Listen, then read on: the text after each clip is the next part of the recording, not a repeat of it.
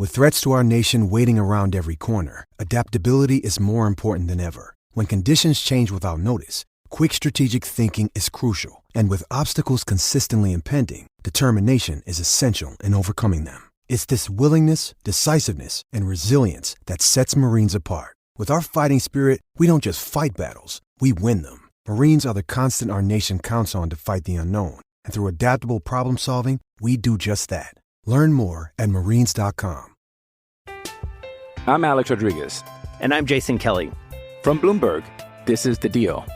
Each week, you'll hear us in conversation with business icons. This show will explore deal-making across sports, media, and entertainment. That is a harsh lesson in business. Sports is not as simple as bringing a bunch of big names together. I didn't want to do another stomp you out speech. It opened up so many more doors. The show is called The Deal. Listen to The Deal. Listen to The Deal on Spotify. At Bet365, we don't do ordinary. We believe that every sport should be epic. Every home run, every hit, every inning, every play. From the moments that are legendary to the ones that fly under the radar. Whether it's a walk-off grand slam or a base hit to center field. Whatever the sport, whatever the moment, it's never ordinary at Bet365. 21 plus only. Must be physically located in Virginia. Gambling problem? Call 1-800-GAMBLER. Go on! Well, his confidence might have been down, but it won't be now. The kick ahead, and Duffy's chasing it. The bounce sits up. The Dragons are steamrolling to week 2 of the finals. Inside the last 10 seconds of the game, St George, Illawarra to the death, trying. Brown goes to the air. Going back is Mabon, Sleeping high and taking it in marvellous fashion with Rod Wishart. He has scored an incredible try that ties this ball game up. Bartram from 18 metres out, he strikes it nicely. St George Illawarra win for the first time in their premiership life. Here's Nathan Blacklock down the sideline, chipping over the top of Joel Kane for a room service bounce to win the game for the Dragons and book himself a New South Wales Blues Origin jump. Well, good evening, folks, and it is always a pleasure to jump on the Red V podcast. We're talking about a win for the mighty St George Illawarra Dragons, and that's exactly what we're doing. The Red V picking up their second win of season 2024 with a 20 points to 12 win against Manly in a pretty scrappy affair, it must be said at times, but some really good perseverance, especially defensively by the Dragons, are able to get them home and get able to competition points. So, well, of course, going to be talking about that. We're also going to be talking about the news. It only broke a couple of hours ago with Zach Lomax on his way out the door, leaving the Dragons at season's end. We've got the full statement from the Dragons, and both myself and Curtis Woodward will talk about the implications that may have for the Dragons in terms of moving forward for season 2025 and beyond. Also have the latest Dragons news and updates and a little bit of Dragons history. We'll preview the game against Newcastle. The Dragons playing a bit of primetime footy on Friday night against the Newcastle Knights up there in the Hunter, and we'll finish off the podcast by taking a look at your fans' corner questions as we do each and every week. Delighted to chat some Dragons footy and delighted to chat just footy in general with the man Curtis Woodward. Kurt, very good evening to you, mate. And for the first time this season, both our sides, the Tigers and the Dragons, get the competition points, mate. So it's a very good mood at the Red V podcast here this evening, isn't it, brother? G'day, Jack. Yes, a very good weekend, but more importantly, I'm sure many Red V podcast listeners have already sent through their congratulations. You're going to be very busy, mate, the next couple of years, because if you can have a baby every weekend and the Dragons and West Tigers keep winning, we might be on some kind of form guide here. But seriously, congratulations, Jack. Brand new baby, your first one, mate. I'll let you, the thank yous and whatever later on or now, whatever you like to do. But back to the footy, a great weekend, and I was a little bit surprised by both games, particularly after what we absolutely. Boy was I wrong. You were Switzerland last week, but I absolutely blasted the Dragons and thought there was no way they were coming back or being anywhere further enough or make enough of a comeback to even compete this last week against Manly, but they did. And yes, West had a little win against Parramatta yesterday too. So all good thing. It's all happening, mate. And I'm just glad to be back on the podcast for another week. Yeah, very, very exciting times to be talking about the Dragons. And a nice win on the weekend that always kind of lifts the spirits of Dragons fans. But yeah, boy, was I off the mark last week. That's a shocker for me. And hopefully my predictions this week might be a little bit closer to the mark for the mighty Red V. We've got plenty of Dragons news and updates to talk about. We'll have a look at the team list announced only a few short hours ago by head coach Shane Flanagan, but more importantly, we'll be taking a look and dissecting that news about Zach Lomax and the fact that he won't be a Dragon past 2024.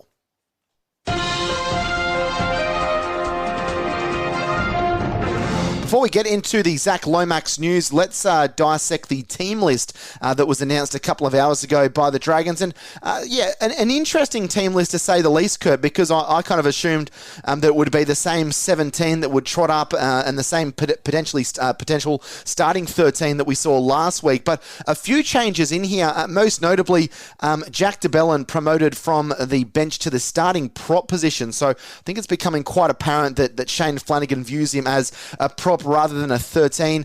But we see Blake Laurie, who started last week, drop to the bench in jersey number 15. And also Hame Sele named in jersey 18 on the extended bench for the Dragons. Michael Molo comes into the 17 in jersey number 16. So whether that's an injury or a precaution by the Dragons, whether Sele kind of gets rushed in when the late mail comes through at 7 o'clock on Friday night, who knows? It's a bit kind of up in the air at the moment. But yeah, de Belin starting, Laurie to the bench, and no Hame Sele in the 17 for the time being. But I will just run through the names for you if you're not kind of aware of what the side is looking like this week. Tyrell Sloan at the back, the wingers Zach Lomax and Mika Ravalawa, Sully and Bird the centres, Kyle Flanagan 5'8", Ben Hunt the half, Francis Molo, Jacob Little, Jack de Belin is the front row, and the back row of Luciano Leilua, Jaden Sewer and Tom Eisenhuth, who's been very impressive for the Dragons over the first month of the competition. Jesse Marshke 14, Blake Laurie 15, Michael Molo 16, and Raymond Vitala-Mariner 17, with an extended bench of Hame Sele 18, Christian Tuapolotu. Not sure if there was many people that had a chance to watch the New South Wales Cup game on Fox League on Saturday, but he scored 4 tries. It was quite an afternoon for him. He's on the extended bench along with Viliame Fafita in 20, Ryan Catchman 21, and Ben Murdoch-Masila in jersey number 22. Kurt, a couple of intriguing changes here for the Dragons. You're liking what you've seen Shane Flanagan name? What's your initial assessment of the 22 men's squad named by the Dragons for this weekend's clash against Newcastle? No, I think we say most weeks on the podcast that is not going to be the final 17. I've got a suspicion, and you might be able to help me out here, Jack. We might answer a fan corner question a little bit early if we have to. And I was going to throw that to you anyway, because one of the listeners talked about maybe one effort area or a few from Laurie on the weekend. I think Blake Laurie might be a little bit on the nose down there as well. Yeah. I wouldn't be surprised if Laurie might drop out completely this weekend and Sele comes back up. If Sele is 18th man, that makes him a possible live player for the weekend if something happens to one of the 17 with concussion protocol and all the rest of it. So he'd have to warm up, train all week, and get ready for the game if he was 18th man. Yeah. If he isn't playing, I would have thought after 1 week and his performance, I think the club would have gone online, posted an article and said, this is why Sele isn't playing this week. Maybe give him another week and give the fans a chance to understand why he hasn't been picked.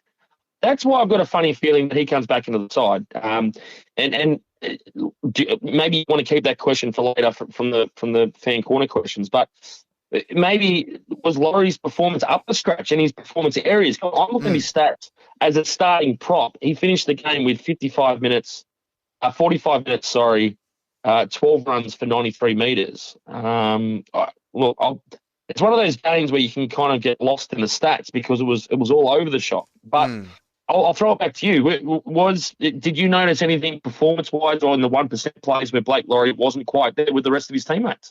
Yeah, well, I probably didn't get a chance to assess it as much as I would have liked, considering I was in the delivery room on Saturday night. But I did watch the game. I just didn't I was able to rewatch the KO Mini and kind of see a little bit more of the second. I saw the full first half, but wasn't able to see too much of the second half. But yeah, I think that's the thing with Blake Laurie and the the thing about him that I haven't had an issue with has been his effort. I think in the past, notwithstanding the last weekend's game against Manly, where I thought, kind of some of his effort areas left a little bit to be desired. But I think kind of previously, despite not being kind of the strongest or the fittest or the biggest prop forward in rotation in the NRL, I was always kind of thought of him as someone that bleeds for the club. But I thought he was kind of a little bit off. I don't know. People have kind of made suggestions that and we'll talk about the Zach Lomax thing in a minute. But with Zach Lomax being released, that the club found out about that on Saturday. Does that affect Blake Laurie, because they are pretty close mates? I think they're professionals. I don't think that would really come into the reckoning. But not where he wants to be, and maybe. Yeah, maybe he is on the nose a little bit, like you say, Kurt, and I think that's the great thing about Shane Flanagan. He's not going to take rubbish performances from players, and if players aren't standing up to be counted in games and in big games like it was on Saturday evening down there at Wollongong, I think you want a coach like that. For so many years with Anthony Griffin, there was players that were getting a free pass, and then even under the different assistant coaches, Dean Young and Ryan Carr, obviously there wasn't too many changes happening in an interim basis there. So it's kind of good to see that he sent a wake-up call there. I'm probably just as clueless as you, Kurt, when it comes to Hame Sele. Like if he's got an injury, he's got a niggle, then you would think.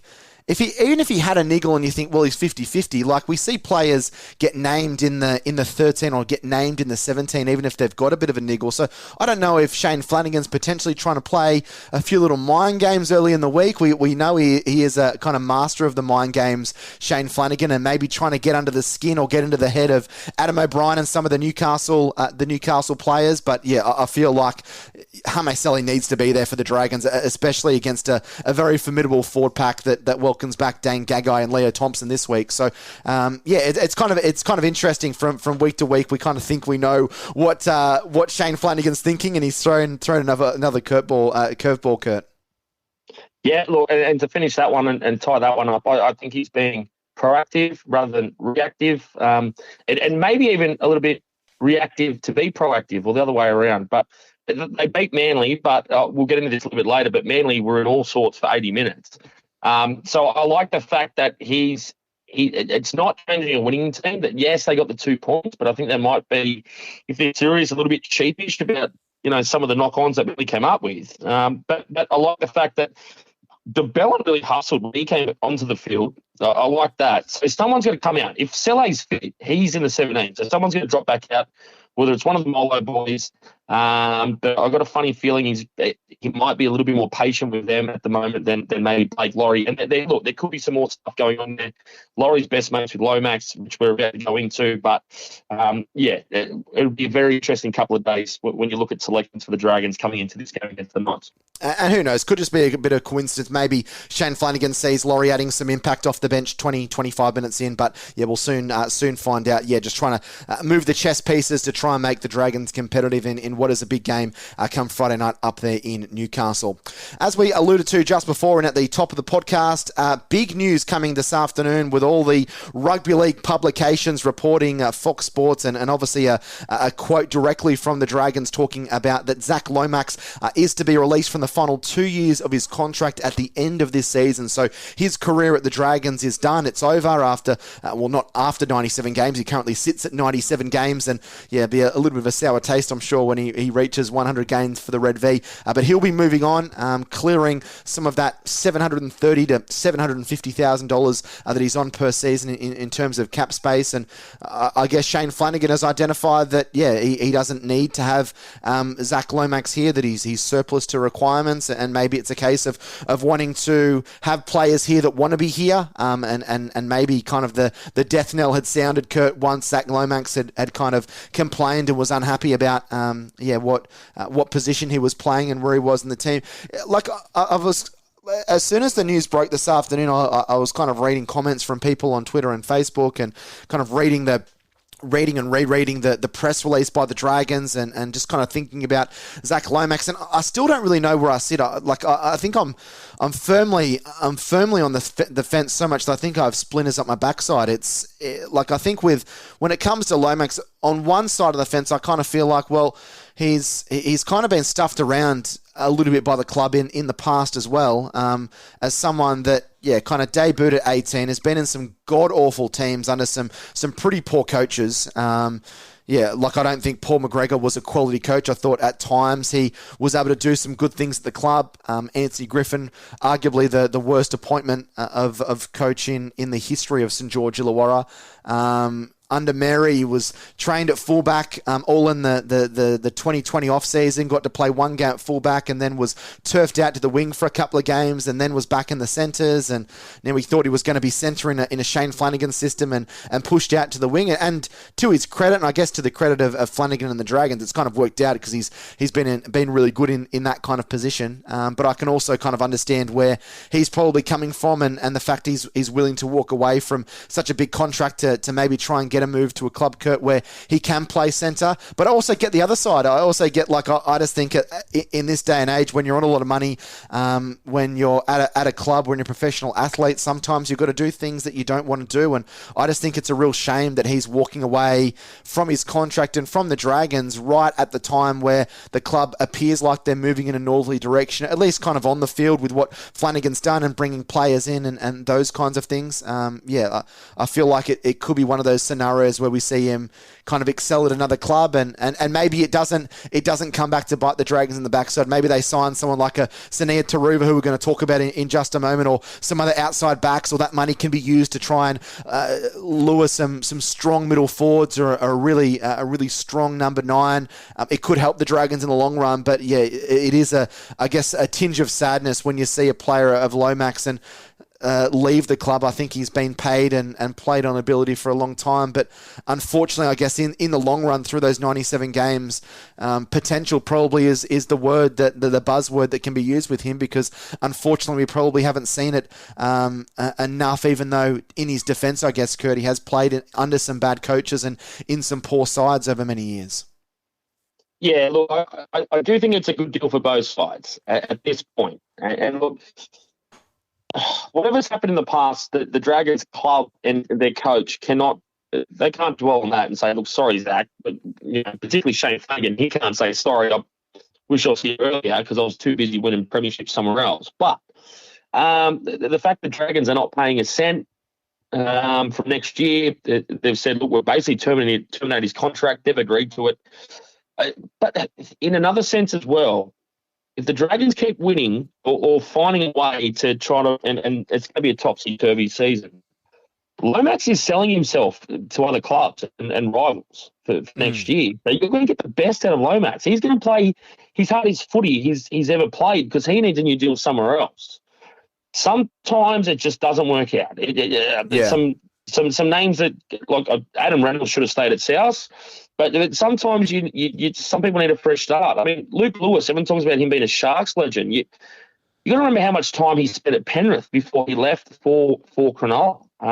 Chris Hyington, another one, went to Cronulla. He was a West Tigers legend. And look, I'm not calling Lomax a legend of the Dragons club, so it's not in the same realm of, say, Wayne Bennett getting rid of Wally Lewis or anything like that. But I just hope that Dragons fans also understand that, yes, there's a worry that Lomax goes somewhere else and excels. He might even get a premiership ring somewhere else. But at the same time, if you get Lomax out of that club because he doesn't want to be there anymore, you're going to build your roster around other players that might be holding their own premiership rings at the Dragons in a few years as well. Yeah. So it goes both ways. I think both sides are quite happy that there is at least a deal in place. If a club wants to come along earlier and say, all right, we'll pay him for this year as well, and the Dragons start losing and he's not performing, that's a different story. Yeah. It's very interesting how sometimes a suitor comes along and says, we'll pay him up for this year, and then the Dragons might turn and say, no, we want to keep him because we're winning, and then all of a sudden, that player drops to the bickies and doesn't play and doesn't perform anymore, and then he's out the club. But for the time being, it's a good deal for both sides. There's upside for both sides, both parties. And if the Dragons keep performing or keep trying like they did last week, like I said, it'll be up and down. But Lomax, he's got to sell himself, so he's got to play his best football.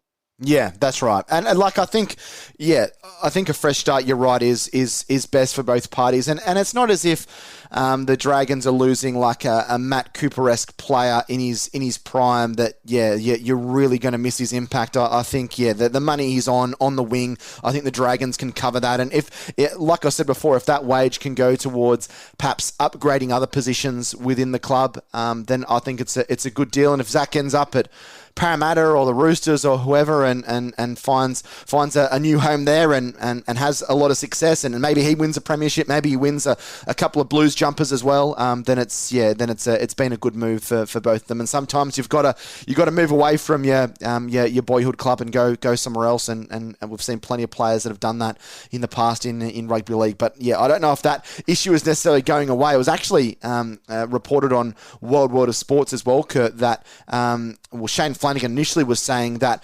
if a club wanted him for this year for it to be an immediate release, they would need a very, very good play in return. So Flanagan's a pretty stubborn bloke. I know for certain that he's not going to take a New South Wales Cup player or a fringe first grader for Lomax. He wants a quality player, and I don't know if too many NRL clubs will be willing to part with players like that for Lomax. But Neil Breen was actually reporting on 2GB earlier in the week, or over the weekend, I should say, Kurt, that apparently Lomax had asked for a release 6 times. Wow. I was stunned by that because, unfortunately, I like Neil Breen, but I didn't hear that hear that yarn. 6 is a bit much, isn't it? I'd like to know over what period that was. I wouldn't be surprised if it was dating back to last year. I wouldn't be surprised. Like, I think the issues have certainly been exacerbated since Flanagan's been in and picked Bird over him at centre and pushed him to the wing. But I think it's probably been brewing for a little while. Every player wants to win, right? And the Dragons were dreadful last year, so I wouldn't be surprised if he did ask perhaps a couple of times last year, even before maybe Flanagan signed on as coach, or maybe even after that. And look, generally speaking, it's not the player that knocks on the coach's door and says, I want to release it. It may happen sometimes, but the way the world works, and particularly in the NRL these days, it's usually the manager or the agent goes through the club and does it that way. I would think after 6 requests, at what point after 2, 3, or 4 do you, if it is the manager, when do you say, all right, let's pull this up? We're not going anywhere. We need to have a chat. I don't know. It sounds like he's had some issues there for a long, long time. And I copped a little bit on social media the other night when the Matty John show, even during commentary before the game, I can't remember what game it was, they said Zach Lomax is on the Matty John show. And they built it up they worded it like he was live on the show. So I've gone out and tweeted about it, or X'd about it, or whatever you do. And it ended up just being one of those pre-season Fletch and Heine things. Yep. But even then, Fletch and Heine were asking about being on the wing. So it was obviously awkward down the track. It was awkward, wasn't it? It was just cringe. He was tapping his feet. Kyle Flanagan was trying to get in and answer questions for him. So it couldn't have been that long ago. And I think maybe they've the Fox Footy or Fox League or whatever have brought that one forward on the calendar because it's topical right now. But I dare say they might have done that later in the year when already the chatter had started about him playing wing. And that was bad. And look, they had to bring Jake Bird in as like a second act. Yeah. A second show. Look, it looks like there's been issues for a long time. And you're probably right, Jack, that those 6 requests for release, they're probably going back last year, and maybe even before that. We don't know. Just for reference, this was the media release released by the Dragons earlier this afternoon. It says the St George Illawarra Dragons have reached an agreement with Zach Lomax and his management for his departure from the club at the conclusion of the current season.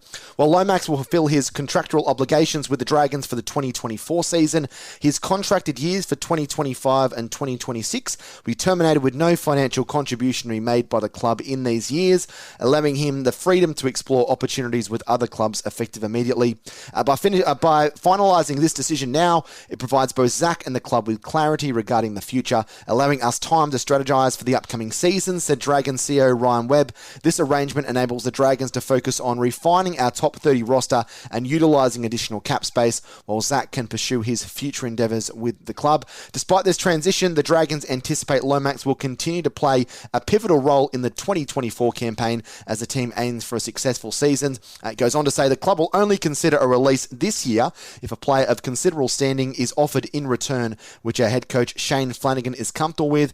Zach has consistently demonstrated his talent and dedication to the club, especially in the face of external noise, Flanagan said. We have full confidence that he will maintain his high level of performance for the remainder of the season, benefiting all those associated with the Dragons.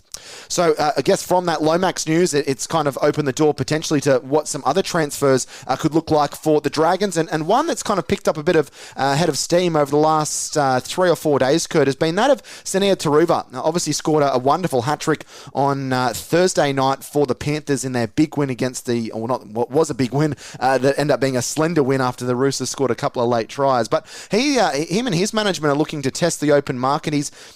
Penrith are kind of don't really want to budge on that $350,000 a season, and the Sydney Morning Herald and Michael Chammas are reporting that the Dragons could potentially offer an extra $100,000 on top of that, $450,000.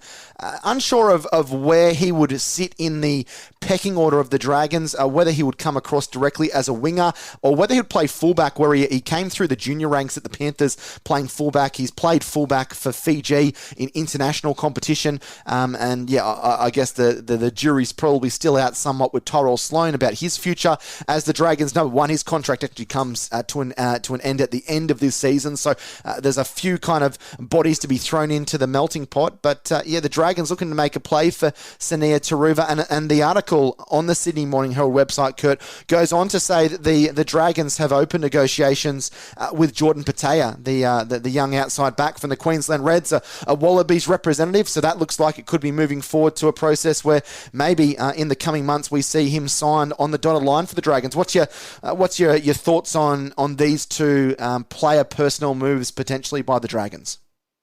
My gut feel is that Taruva will hold out for a few more weeks the way he's playing, because the way he played on the weekend, he was incredible. Great player. And the article, Kurt, sorry to cut you off, but just for reference, the article kind of reads like the manager is kind of going to use the Dragons and other clubs to try and bump the price up, which is obviously that's rule 101 if you're a player manager. So it might be a fact that Dragons offer $450 and then he gets $450, or he might get $400 from the Panthers or something. So I guess that's something to throw into the reckoning as well. Yeah, and look, I'll match it and raise you, Jack. I did a little bit of research, unlike me. Taruva's player manager also owns a home loans company. So, do you know Conrad Thompson from the I do. Yeah, I do. Yeah, he does home loans. Same with Conrad. Yeah, same as Conrad Thompson. There you go. But yeah, look, I think Taruva, I think they might hold out for a few weeks. And yes, of course, it's very easy for the play manager to flick an email or a text to someone at the Dragons and say, "Hey, look, what are you guys looking like for next year?" Blah blah blah. And once you've got that text or that email back from the Dragons saying, "Yeah, we'd be interested to have a chat," that's all he needs to leverage to the media. That's all he needs. So, I think Taruva might get a bit more than $450 wherever he goes. The $450 is not enough for this bloke. He's an absolute weapon, and he's one of those guys that will come out of the penalty system and doesn't need to be in that penalty system. He'll just play football where he goes. I think there's more chance with Patea and getting a little bit cheaper and developing him. I think Taruva's going to get much more than $450. So I think anywhere past $450 for Taruva at the Dragons, I think they'd say, look, it's a bit too much for what we're looking to do in the future. But I think there's more chance of Patea coming to the club because I think you can mould wingers a bit easier and make them stars a bit quicker. Particularly if their wingers are outside backs in rugby union. That is the one position in rugby union where you can basically bring them in and give them an off-season and they're ready to go. So I'll be putting my bickies. If I had to pick, I'd be going Patea because Taruva, his asking price in the next couple of weeks is going to go from 450 to about 650, 700, I reckon. Yeah, I think it's always hard to lure players away from a side that's won a premiership as well. So, yeah, it is gonna make it difficult. But yeah, I think Jordan Pataya one player to keep an eye on. Only 24 years of age as well, Jordan, and yeah, I guess coming off contract at the Queensland Reds, it's an opportunity for him to maybe rediscover himself a little bit. 52 appearances for the Reds since 2018, and incredibly 31 appearances for Australia at international level, which just shows you the quality that he has, and has a bit of a rugby league background as well, as a lot of these guys do. They've played both through school and through kind of that under 16s, under 18s period as well. So yeah, keep your eyes on Jordan Pataya. He could be one of those big off-season signings for the Red V. That does wrap up all of the news about the Dragons and transfer moves and players being released and all of that kind of stuff. But we are continuing and starting back up, I should say, our Dragons history segment by taking a look at the On This Day that we were doing last year. I've been a little bit lazy and forgotten to do it in the first 3 or 4 weeks of the competition, but love to look back in the history books and on this day or on this week talk about both the Dragons and Steelers as we jump in the time machine and go to yesteryear. And yesteryear takes us back to a couple of dates this week, in both to 1984 and also to 2010. Well, on this day in 1984, the St. George Dragons and the Illawarra Steelers both collected victory in round 4 of the 1984 New South Wales Rugby League competition. For Illawarra, it was a low-scoring contest at the Wollongong Showgrounds. 5,243 turned up as Illawarra beat Penrith by 10 points to 6. A very young Greg Alexander in his first year in first grade footy, playing in the 5'8 position for the Panthers. Meanwhile, for the Steelers, just the one try scorer. That was Owen Saunders, while Wayne McPherson kicked 3 goals. The likes of Rod Reddy and Michael Bolt, just some of the names in that Illawarra side, as they actually were being coached by Brian Smith that year and won 12 games, which was a record for the time for the Steelers. Meanwhile, for St. George, we know that later that year they would suffer a cruel and heartbreaking preliminary final defeat against Parramatta. But in this round 4 affair, they played a game at the SCG in front of 17,793, and they beat the local rivals Canterbury by 17 points to 8.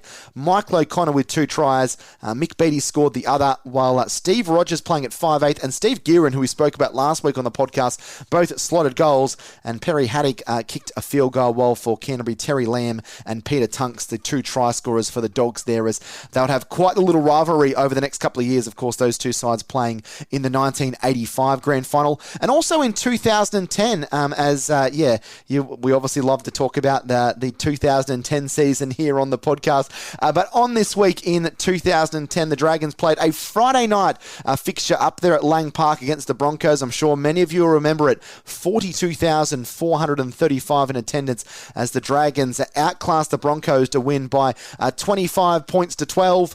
Brett Morris, Wendell Saylor, Jamie Soward and Ben Craig. 2009, sorry, not 2010. 2009, Jamie Soward 4 from 6. Jamie Soward also kicked a field goal. There was that great try where Jamie Soward linked up with Brett Morris and did the in and away to score pretty much a 90-metre try as Brisbane attempted to pull the game back. But one of the great victories up there in Queensland in front of a packed house at Lang Park, with the Dragons picking up the victory by 25 points to 12. Time for us to celebrate a few birthdays this week on the Red V podcast. And the first birthday that we are celebrating would have been turning into the 70s today. And unfortunately, we lost him back in 2022, was Mark Schulman, who sadly passed away on the 12th of February 2022 at the age of 70. One of the smallest players to play rugby league. He was part of that St. George Premiership side squad in 1977. But he started a long apprenticeship under Billy Smith, who was obviously a star halfback for St. George in the early 1970s. He broke his leg in a match in 1973 and then had to have a plate inserted. And although that did affect his pace, he was still able to cement his first grade place after Smith was sacked by the club in 1977. Unfortunately, his career was cut a bit short after he suffered kidney damage in that grand final draw with Parramatta, and he watched his teammates from the sideline as they won by 22 points to 0.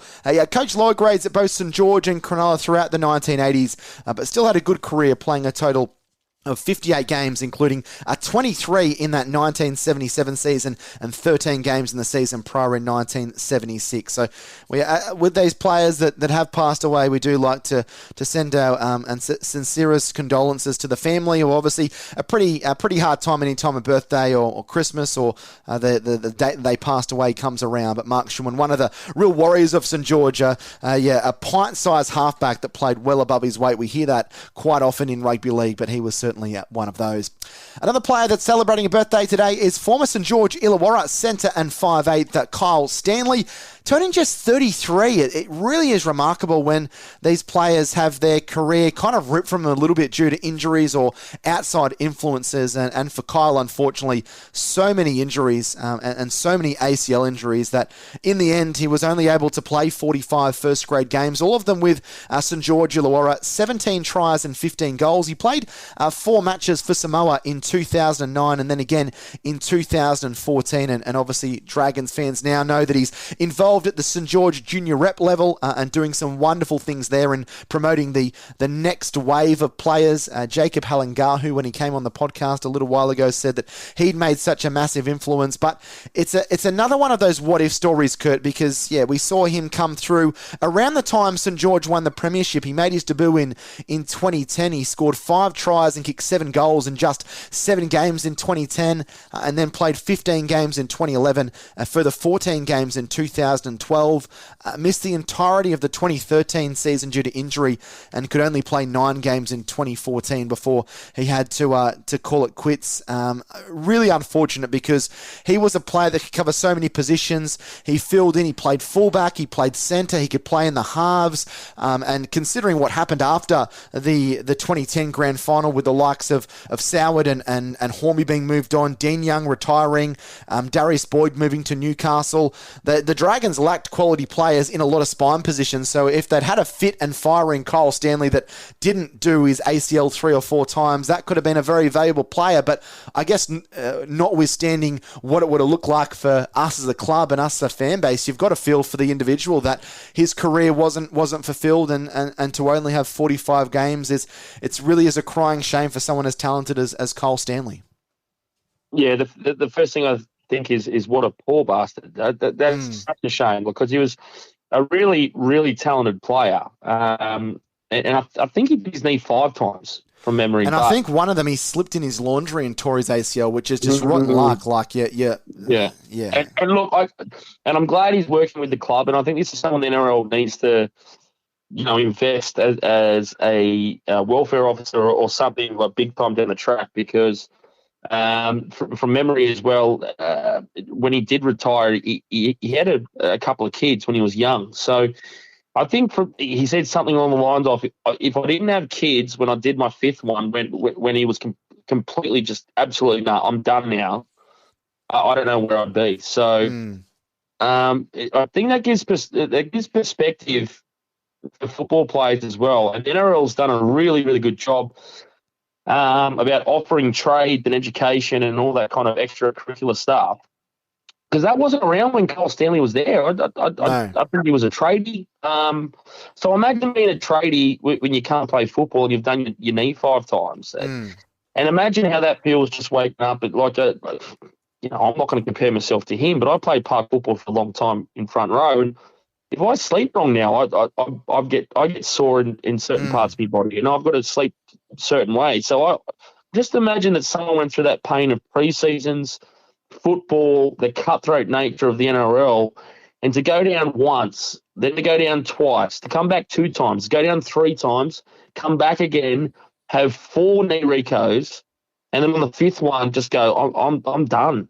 And that's basically did. And he said, thank God I've got kids. So, really disappointing. And then he goes in you think it's some plays along the line. I think it was a bloke from Penrith or Dave Woods in the early 90s. Who was an absolute star. I think he ended up, maybe Penrith or Parramatta, one of them. But he just kept getting injured. He kept going down and he couldn't. Adam Docker from Penrith, he was going to play for the Blues. I'm missing a lot of blokes, so they're not the top 2 that I think of in order. But happy birthday, buddy! And look, it doesn't surprise me. He's only 33. Is that what you said? Yeah, 33 today. No, well, there you go. So it's at 33. Look, that's really powerful because he still has connection to the younger generations coming through. He's not a dinosaur in the game. They're the blokes in and on there to get around, and I'm glad the Dragons are working with him in some way because a bloke like that deserves it because he could have been anything. Yeah, he could have been. Yeah, could have been an absolute superstar of the game. But yeah, it's great to see him still involved with the Dragons, especially at that junior reps level. The next birthday that is being celebrated is tomorrow of former St George international Kevin Brown. He played for St George in that 1956 to 1966 era. Actually won the Clive Churchill Medal in 1956. Played for New South Wales in both 1957 and 1958. So not for Australia, my apologies, but played plenty of football for St George over a long career throughout that region between the 1950s and the early 1960s. 136 games. He started his career with the Dragons in 1953 and then was a mainstay between 1954 and 1958. Only played 8 games in 1959 and then 10 games in 1961, but did score a record setting for him. 8 tries in 19 games in 1960 as he finished with 33 tries in 136 games. A very tough individual. A great man. Sadly passed away in 2000 at the age of 67, but one of those great players that helped lay the platform for St George in that successful era of the 1950s and the 1960s. On Thursday, a real cult hero and one of my favourite players growing up, Kurt, and an absolute legend of both the St George Dragons and the St George Illawarra Dragons. Tinger himself, Nathan Blacklock, celebrating his 48th birthday on the 4th of April. A 3-time Dally Winger of the Year, 3 consecutive years as well. In 1999, 2000, 2001. He won the Ken Stevens Medal in 2000. Played in that 1999 Grand Final for the Dragons, and what a career he had in the NRL. 142 games, 121 tries and 14 goals. His try-scoring exploits had to be seen to be believed, really. 20 tries in 22 games for St George in 1998, a side that only just made the finals that year. Then 24 tries for St George Illawarra in 99 from 26 games, where they finished in 6th position and made that great run to the finals. Then in 2000, they failed to make the finals. They finished in 9th, but he still scored 25 tries and kicked 12 goals. And then even better in 2001, he had a wonderful season as the Dragons finished 7th and qualified for the semi-finals, 27 tries. Went across to the rugby union and had a bit of an ill-fated run with the Waratahs. I think he ended playing for the Southern Districts down at Foreshore Rugby Park at Sylvania Waters mainly, and then came back to the Dragons and showed that he hadn't lost anything despite being a little bit older. Came back midway through the 2003 season, 14 tries in 12 games, and then finished his career in 2004 with 7 tries in 13 games. The Dragons were knocked out by the Panthers in week 1 of the finals. One of the greatest wingers that St George Illawarra has potentially ever seen. One of the greatest wingers that probably the game has ever seen in terms of his knack for scoring tries. But he was a very involved winger / fullback. He would get into dummy half, Kurt. He would get his hands on the ball. He wasn't someone that just kind of bludged on the wing and kind of waited for the play to unfold and to be put through a hole. And I really hate the comparisons when people kind of not even comparisons, and people kind of talk about Alex Johnson being, he's scored so many tries and he's much better winger than someone like a Nathan Blacklock was. Well, I don't agree, because I think they're two completely different types of wingers, and I think if Nathan Blacklock was lucky enough to play regularly for a top 8 side, obviously the Dragons kind of were there or thereabouts in 2001 and 2002, but a side that was kind of regularly 4th, 5th, 6th every single season, then I reckon that those 121 tries probably would have been close to 150. But I don't know what your thoughts on him, Kurt, but he was one of the guys I loved to watch play for the Dragons. He had incredible speed, and was a real kind of bucket list ticked off for me when I got a chance to interview him in 2020 and chat about his career, and he's probably just as nice of a bloke, as good as he is a footy player, and we love to honour Tinger here on the Red V podcast, mate. Yeah, humble fella, and loves a joke too, and everyone loves him. I think you just kind of touched on that. It's funny that you bring up Alex Johnson, for example, and it's very hard to compare different eras most of the time. But the way I would try to, like, just for that example, if Alex Johnson played in Blacklock's era, with the lack of gym work they did, or the more time they spent, doing an attack or running the ball or hitting the beer a little bit harder or whatever those clubs did back then, Johnson wouldn't have the frame he did then, and then that would be back then. If Johnson trained the same as Blacklock did in his era, could Johnson do the things that Blacklock did? And I would say no. Yeah. If Blacklock played if Blacklock was playing today and he had all the things at his fingers, all the fitness, all the gym work, all the sports science, what would Blacklock be today? So he'd have 200 tries. Sorry? Blacklock would have 200 tries.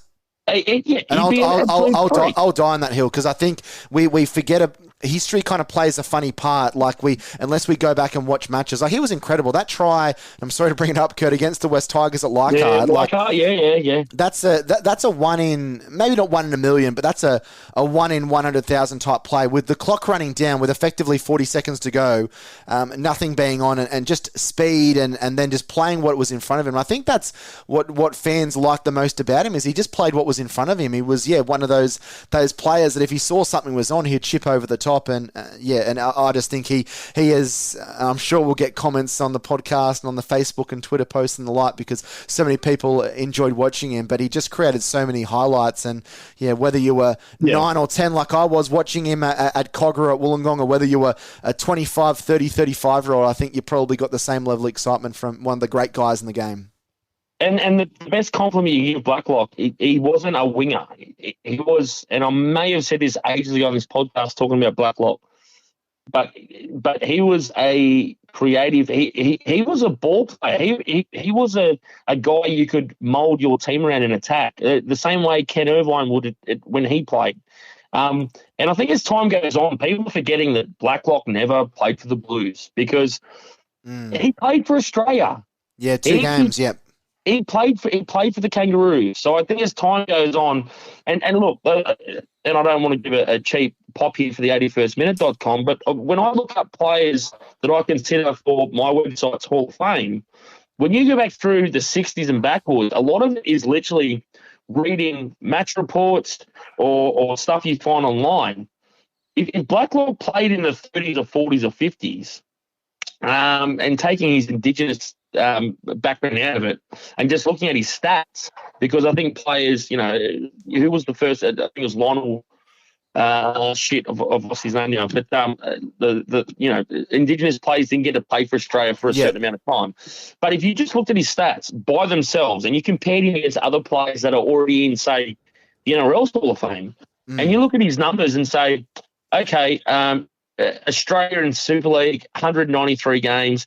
156 tries, 2 games for Australia. That's Hall of Fame. Yeah. He's a Hall of Famer. So, and the thing is, Kurt, I think as time goes on, we're forgetting about that Blues jersey that he should have won as well. And he left the Dragons and he left Australia at the age of 28. So he still had a lot of petrol in the tank, and that was reinforced by the fact that his first year at Hull in 2005, he scored 22 tries in 30 games, and then in 2006 he scored 13 tries in 21 games. So he scored. Wow! Yeah, I didn't realise how young he is, Jack. So the fact that he left the Dragons to go to England, and then even before that, I wonder if there was some confidence there, something was going on, because he also left the Dragons at another time to play Super Rugby, like you said. Yeah, he told me in an interview that he had a falling out with Andrew Farrar. So it happened after he represented Australia in 2001 for the first time. In 2001, he came back and in Blacklock's words, apparently, Andrew Farrar said to him, "Oh well, just because you played for Australia doesn't mean you're going to get a free ride here." And that's incredible. Yeah, and he felt that considering what he'd done for the club in the past and being a representative player, he said there were other players that had kind of got free passes, so to speak, coming back to training and that kind of stuff, and he felt like he didn't get the respect. So he obviously left to go to rugby and then came back when his former teammate Nathan Brown was there as coach. But yeah, that doesn't get spoken about enough. That he left the game at 28. If he'd played another 3 or 4 years, he would have been closer to that 200 try mark. But even so, over 150 tries in both the NRL and the English Super League. An absolute legend of rugby league in this country, but also over in the UK. Also celebrating a couple of birthdays this week are Luke Felsh and Lee Hookey. Luke Felsh, we're celebrating his birthday on Friday. Former prop forward that played for St George and St George Illawarra. He played 20 games in 1996 and, along with Troy Stone, helped lay the platform that saw St George get to the grand final in 1996. Played a couple of more seasons in 97 and 98 for the Red V, and then went across to the English Super League, where he had 3 pretty good seasons. He played 30 games for Gateshead in 99, 32 for Hull in 2000, and a further 26 for Hull in 2001. And then came back for the Dragons in 2002, that is St George Illawarra, and played 16 games as it all kind of came full circle there. Very, very tough man. Tall, uncompromising, but a very polite person, a very polite man that we've had on the podcasters as well. If you want to go back and watch a match against the Western Reds, round 22, 1996. He gets absolutely obliterated by Mark Geyer, who I'm pretty sure hits him with an elbow to the point of the jaw. Which we know that not MG. No. We know he's a nice guy off the field, MG, and congratulations to him and his son for obviously making his debut on the weekend. But there was a few questionable things he did on the field. So poor old Luke Felsh was fairly heavily concussed in that game, but did come back to play a big part in the 96 final series for the Dragons. And the last birthday we'll be celebrating is former St George and Souths representative Lee Hookey. So he started his career with South Sydney in 1999, and obviously with Souths kicked out of the comp for 2000, he found himself moving to St George Illawarra and had 3 pretty good years in a bit of a rebuilding phase for St George Illawarra. He played 16 games in 2000 where he scored 8 tries as the Dragons missed the finals. Another 6 tries in 2001 in 20 games as the Dragons made it to week 2 of the finals, and arguably had his career year in 2002. He was the leading try scorer for the Dragons, scoring 18 tries in only 25 games in that centre position as the Dragons made it to the second week of the finals. Went back to South in 2003, played 3 seasons there, and again, not a great era for the South club as they had come back in the competition in 2002 and didn't have a very healthy roster, but he still managed to score 10 tries in 2004 for them, and then had 1 last season in the NRL with the Panthers in 2006, where he played 17 games and scored 8 tries. So 145 first-grade games, Kurt, 62 tries, 32 tries in 61 games for the St George Illawarra Dragons. I always liked Lee Hookey. I always thought he was a pretty commendable player for the Dragons. I thought he was sound defensively. I thought he had a good fend on him. He was a good physical player, and he had a knack of finding the try line, as was kind of evident with his 18 tries in 25 games, and even 62 tries in 145 games. I think kind of nowadays we're probably kind of immune to the try scoring record of he gets another mention on the podcast, Alex Johnson and Billy Slater and these other players, but for the longest time, especially in the 90s and the early 2000s, centres didn't score a lot of tries. You go back and look at guys like Jamie Ainscough and some of those guys that came through. Mark Coyne. Mark Coyne played over 200 games. I think he scored like 60 tries in his career. So to have that kind of try-scoring record playing at clubs that didn't have great rosters is a real positive tick in the direction of Lee Hookey. I don't know if you have much to add to this, Kurt, but I always enjoyed seeing him play, and it's a shame he only had 3 seasons at the Dragons, because I think some of his best football was played at the Red V between 2000 and 2002. Yeah, absolutely. I hate how sometimes media, and usually it's the ones we hear on Channel 9 and Fox, link Indigenous players to each other and try to make that correlation, because sometimes I think it's a bit lazy when you talk about, Meninga to Inglis and Inglis to the Latrell and all that stuff. I think on his own, Lee Hookey as a football player, he had a big body. He looked great in a dragon strip, and could play football. And he stood on his own 2 feet at the Dragons, and made them a better football side through those years. You're right; it was a short stay, but he definitely got his best football out playing for the Dragons. Yeah, he did. I thought he was a good player and someone that, made the Dragons a better side because, I think in that era you had Mark Gasnier on the other side, and he actually was such a good player that Matt Cooper was playing on the wing. So, we know that Matt Cooper ends up becoming a New South Wales and Australian international, but for that time being, in that 3-year period, Cooper found himself on the wing. So, a wonderful player, and I know kind of had some off-field things that happened throughout his career, but, hopefully he's doing well wherever he is, and we'll send some happy birthday wishes to him for birthday number 45. Before we finish off our Dragons news and updates, we do need to have a bit of a chat about the Who Am I this week on the Red V podcast. Now, after last week's Who Am I, where people were able to get it pretty quickly, I'm going to try and make it a little bit tougher this week on the podcast. Is it Jack Clifton Jr.? No, it's not. It's not Ruben Clifton. It's not Ruben Clifton, unfortunately. But it is a player that has played at a couple of clubs over the years. Hang on, my computer's just frozen on me. So, these are the issues that you get when you're trying to do a podcast. But he played only 19 first grade games. He did play 3 games for Parramatta in 1986. That was the year that Parramatta won the premiership, and then played the most games of his career in 1987. We moved across to St George, and he played 16 games in that season for the Red V. So 19 games in total, 3 for Parramatta, 16 for St George. He scored 2 tries in his career. His first was for St George, playing at halfback, which was his regular position. Did play a little bit of 5'8", and did also come off the bench a little bit as well. But he scored 1 try in a game against Norse in round 7 of action there, and then scored his second try in his first grade career in round 11 against Western Suburbs. Sorry, Kurt, in a 34-0 win there. So position of play was halfback, and his final game in top grade was in round 25 of 1987, where his St George Dragons went down to his former club, Parramatta, by 34-16.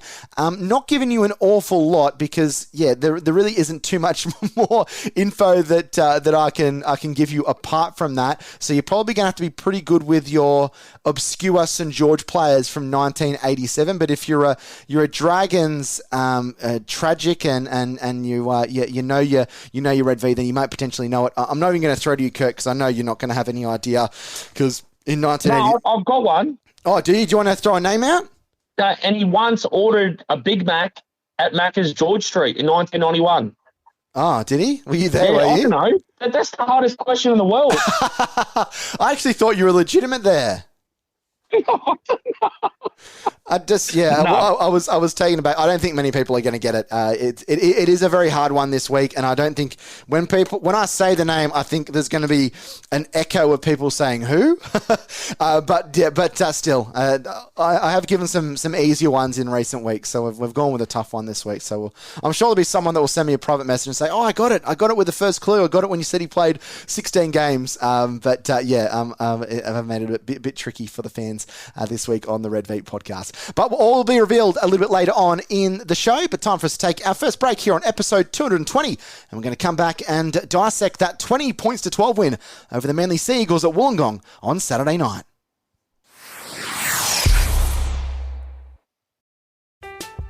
I'm Alex Rodriguez. And I'm Jason Kelly. From Bloomberg, this is The Deal. Each week, you'll hear us in conversation with business icons. This show will explore deal-making across sports, media, and entertainment. That is a harsh lesson in business. Sports is not as simple as bringing a bunch of big names together. I didn't want to do another stomp you out speech. It opened up so many more doors. The show is called The Deal. Listen to The Deal. Listen to The Deal on Spotify. At Bet365, we don't do ordinary. We believe that every sport should be epic. Every home run, every hit, every inning, every play. From the moments that are legendary to the ones that fly under the radar. Whether it's a walk-off grand slam or a base hit to center field. Whatever the sport, whatever the moment, it's never ordinary at Bet365. 21 plus only. Must be physically located in Virginia. Gambling problem? Call 1-800-GAMBLER. Match review time here on the Red V podcast. The Dragons collecting their second victory of the season with a 20 points to 12 win against the Manly Seagulls down there at Wollongong. A scrappy affair, lots of errors by Manly and certainly a fair few by the Dragons as well. But Shane Flanagan will be so pleased that his side was able to show a little bit of resilience and a little bit of toughness to get the 2 competition points and fend off Manly by 20 points to 12. And firstly, Kurt, I've got to put my hand up because I think I was very negative towards the club last week. Maybe I was just in a bad mood, but I didn't think they had any chance of collecting victory on Saturday. And even so, I think I messaged you on Saturday afternoon and said I just can't see how the Dragons are going to win this. But they turned it on after conceding the first try. They really muscled up. They were strong defensively. Some really good performances by some of the forwards, especially Hame Sele when he came off the bench. But it was that defensive result. It wasn't perfect. Much like a majority of their game, it's not perfect. It doesn't have to be perfect by round 4, but the resolve shown, that the physicality, that scrambling defence, getting up and putting pressure in the face of those Manly playmakers, they did enough to win. And when you can win and you can win scrappy and you're not necessarily at your best, that's always a positive sign. How did you see it from your point of view, Kurt? I was much more negative than you, Jack, so don't take all the credit for being negative. I completely blasted the Dragons last week. I thought that was probably defensively the worst performance the Dragons put in since they merged at the end of 1998 to become the new club. I didn't think they could improve enough to challenge Manly, but they did. I think in a way Manly were bad. And that played the Dragons into the match and kept them in it. And when the Dragons went for another gear to win and defend their points and actually smell the 2 points, they found another gear and Manly didn't. I think, I can't believe the bounce back. I cannot believe that the team I saw last week, and yes, there's a few people saying, "Oh, you guys went off a bit early," but I couldn't believe my eyes last week to see how bad the Dragons were. And yes, Manly were awful, but you can only play what's in front of you. And I thought the Dragons, even if they weren't at 100%, they were down 2. But I think as the game went on, I think a bit similar to what the Cowboys did to the Dragons. I thought the Cowboys started poorly, and the Dragons let the Cowboys back into the game, where I think the Dragons and Manly, both sides started poorly. Like that try at the start of the game, Tom Trbojevic set up that try on the bounce back in the first few minutes after the Dragons bombed the try. I went, oh, God, here we go. And I actually had a text written out to you, Jack, because we were just speaking before kickoff, and I went, nah, I'll leave it. And I'm glad I did because the game just kind of spluttered along, and it was chaos. It was a circus to watch. It was neutral.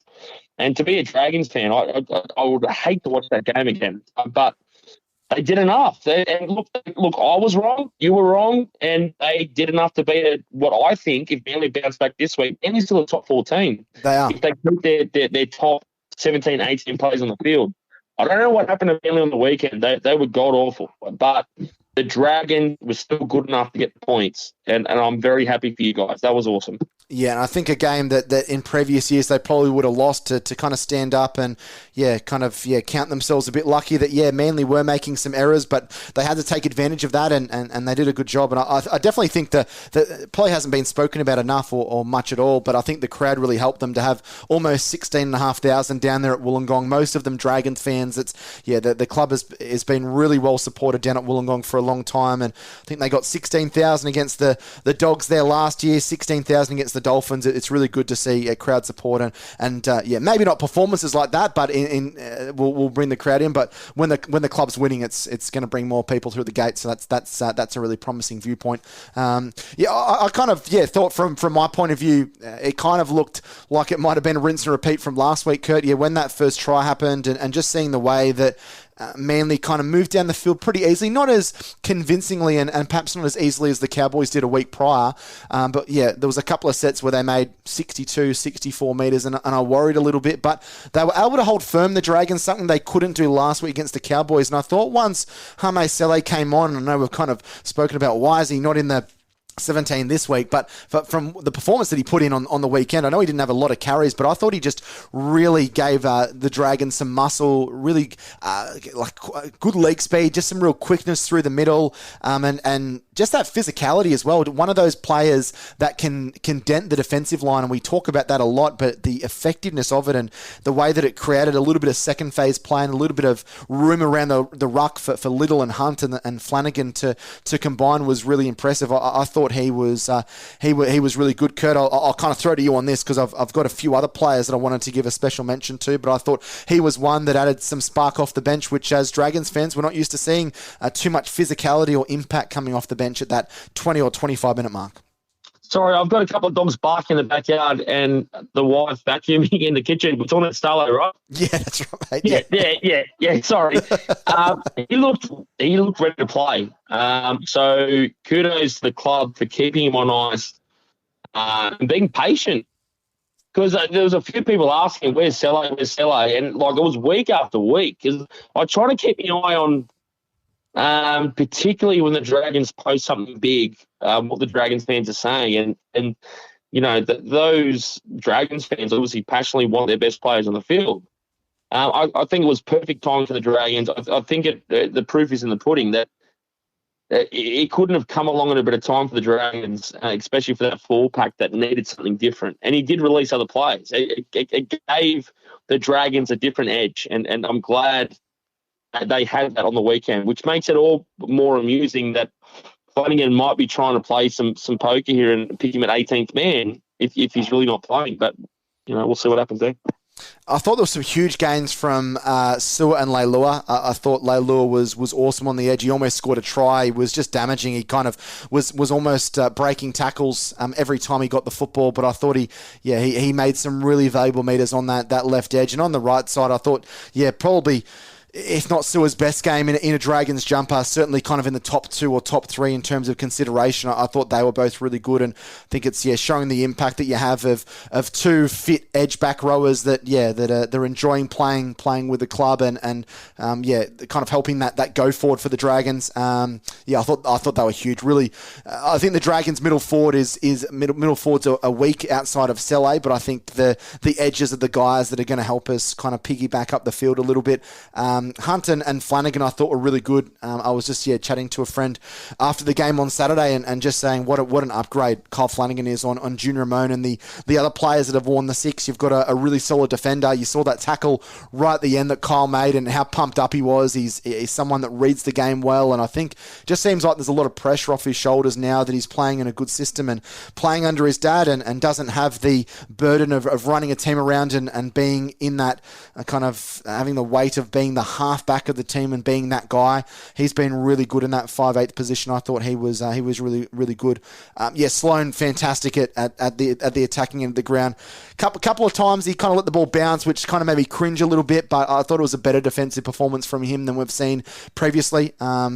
We have got a little audio grab from Shane Flanagan. He spoke to Vossi and Brandy on SEM Breakfast. I'll play in just a moment. But I thought Jack Bird also very impressive as well. I've been a critic of him and I probably will continue to be a critic over the season. But I thought he helped us get a lot of go forward to start our sets and maybe got caught out of position a few times defensively. But I thought he did a pretty good job against Tolokola, who is a very good player, extremely quick as well. I didn't think it would go as well as it did, but kudos to him. I thought he defended well, and he's averaging 115 metres per game, so he's one of those players that's helping us kind of get out of trouble from the back end of the ground as well. So that I could probably talk for 2 or 3 minutes on every player, and the impact that they had. Lomax was impressive again, making meters and kicking a couple of goals as well. But I do want to play that little audio grab from SEN Sports Radio from the Brecky show this morning because Vossi and Brandy were asking Shane Flanagan about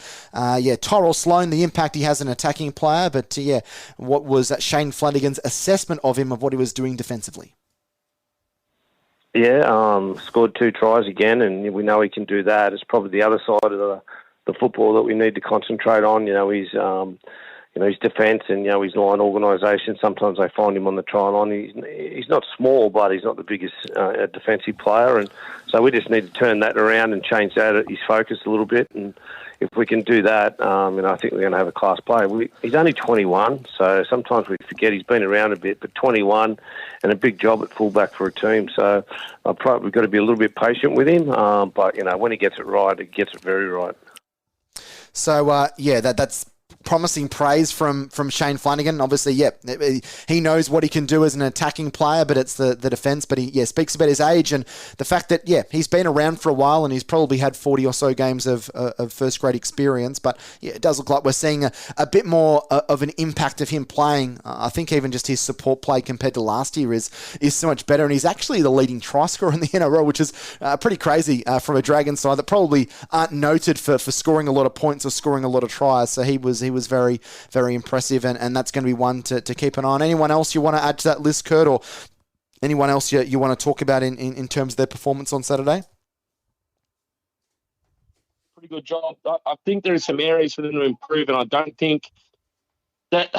Well, I thought Manly were awful, but what I will do to keep this going, because I know, you've got the young love at home, and I think you've got the in-laws over as now. That's right, mate, yeah.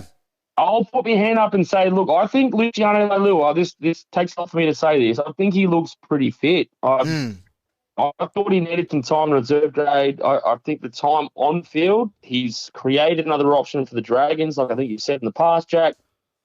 And I think Silver's finding some form too. So once you start doing that and creating other options on the field, then doesn't matter who you're playing against. If it's Manly or the way they played on the weekend, I do think that's probably the worst game Tom Drabovic has played in the NRL since he debuted. But I think there's a question later about it too. I think the Dragons just kept playing footy. And look, I think they accepted it was going to be a scrappy game.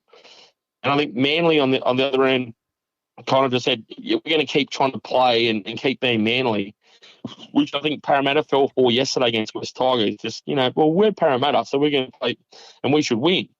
So I think Manly fell into their own psyche a little bit, but I can't go too far from that, Jack. Look, I might question Ben Hunt a little bit. I think there's some times where he kind of moped in and out of the game a little bit. I thought some of his kicks were really good, and then some of them were back to the old days, but it was just one of those afternoons. And look, at the end of the day, you can't analyse it too much, because I just thought it was just a game Dragons needed to win, and they wanted to win more. So I think all the players... and look, you can question a few, particularly with Saleh named 18 men this week. But in hindsight, at the whistle, when the referee said full time, I thought the Dragons were the better team. So I can't knock anything you said, Jack. How did you analyse Ben Hunt's kicking game? I know you sent out a few tweets on Saturday night, and we obviously spoke about it last week on the podcast. I thought it was probably the most threatening his kicking game has looked, certainly this season, but probably the whole time that he's been at the club. He gave his chasers time to compete, and it was a lot more penetrative than we've seen in recent seasons. What did you make of it? I think there is, and I think there is an issue there. I don't know if it's the coach or his son, or there is just right now a consensus in the team that we need to go to Ben Hunt on the last tackle. If they start winning some games and some good coaches come along and they start bombarding Ben Hunt and catching him on third, fourth tackle and getting him out of position, the Dragons are going to fall right back into what they were doing in the last couple of years. So, yeah, I thought it was fine. I thought it was better than fine for what he's outlaid this year. I worry that they don't have another kicking option on the field. And I think someone asked that on X and said, who else can kick? And I'm not sure. I mean, Flooding is a right footer on the wrong side as well. So, I mean, it makes it a lot easier when you're a left footer on the right. A left footer kicking from the left side. But I don't know how many clubs have got that right now. But yeah, I thought Hunt was fine. Look, I'm not going to go into it too much because they won. That's the main thing. They won. They got themselves into positions on the field where it wasn't too much for the Dragons to roll down the field. But, I wouldn't say it was his worst weekend. But I think I worry sometimes when you look at the Dragons and they go from this weekend and then they've got the Knights do they get stuck again? Do they fall into some traps? They just need to keep playing football. But yeah, I think it's fine considering the quality of the game. And look, the old rugby league week when you gave players a mark. Oh yeah. I'll give that game a 3 out of 10. Seriously. Yeah. And probably man of the match was maybe a 7 out of 10. But you did enough to beat a top 4 quality side. And you only let them play as much football as they could. So does it give the Dragons something to build from? Do you reckon, Kurt? Even though it wasn't a 10 out of 10 performance. Sorry, what was that? Does it give them something to build from, even though it wasn't a 10 out of 10 performance? 100%, definitely, 100%, 100%. Because, like you said, Jack, last year that Dragons team would find a way to lose that. And I think Manly made more mistakes as the game went on than the Dragons did, and the Dragons kind of accepted what type of game it was and just got through it. So, I can't knock them too much. They won. So, and I know we've got to do a podcast every week, and I know we've got to have some big comments and, get listeners and all that stuff. But sometimes you've just got to go, you know what? That was a shit quality game of football. Yeah. But and for me, as a neutral, like wanting the Dragons to win, particularly because my closest youngest brother is a Manly fan. I don't know why. He lives in Campbelltown and beat one game his entire life. You're just going to watch it and say, you know what? It is what it is, but the Dragons won. Yeah. That's the main thing. The Dragons won. Yeah, well, it's another 2 competition points in the bag, and the Dragons looking, pretty good. They only won 5 games last year, and through 4 weeks, they've already won 2, so things look like they could potentially be on the up, which is certainly great to be chatting about the Dragons each week here on the podcast. We're going to take our second break of the show tonight, and I'm going to come back and preview that Friday night showdown with the Newcastle Knights up in the Hunter.